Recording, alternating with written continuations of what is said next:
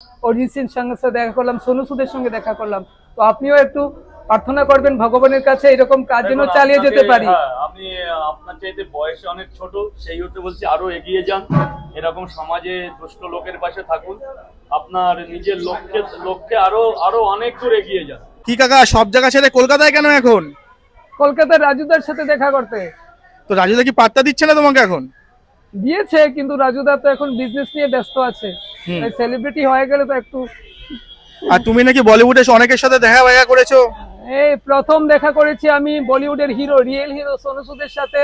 তারপর দেখা করেছি কলকাতার বিখ্যাত গায়ক সারা বিশ্বের অরিজিৎ সিং স্যারের সাথে, এবং আমি দেখা করেছি কেশবদের সাথে, আমি দেখা করেছি অনন্ত আম্বানি স্যারের সাথে, আর লাস্ট দেখা করলাম আমি আমাদের খান স্যারের সাথে, যিনি অনেক ভালো কাজ করছেন।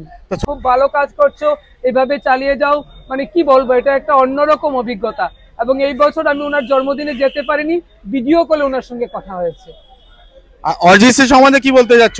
তুমি নাকি 16 ঘন্টা দাঁড়িয়েছিলে বলছিলে? 16 ঘন্টা দাঁড়িয়েছিলাম, আমাকে গার্ড তারা বলছিল যে অরিজিৎ সিং বাড়িতে নেই, ও ধাক্কা বিভিন্ন বাজে বাজে কমেন্ট করছিল, কিন্তু আমি ফোন করেছিলাম আমি দেখা করবই। শেষ পর্যন্ত সৌভাগ্যক্রমে সকাল 5টা থেকে দাঁড়িয়ে রাত্র 10টার সাথে সময় ওনাকে দেখা হয়, এবং উনি আমার গায়ে হাত বুলিয়ে দেন, এবং অনেক ভালোবাসা পাই ওনার কাছ থেকে।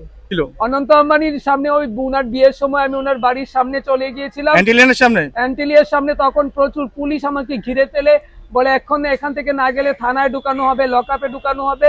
তো আমি ভয়ে চলে গিয়েছিলাম, কিন্তু তারপর আমাকে আবার অনন্ত আম্বানি স্যারের ম্যানেজার ফোন করে আমার সোশ্যাল ওয়ার্কের জন্য সাহায্যের হাত বাড়িয়ে দিয়েছিল।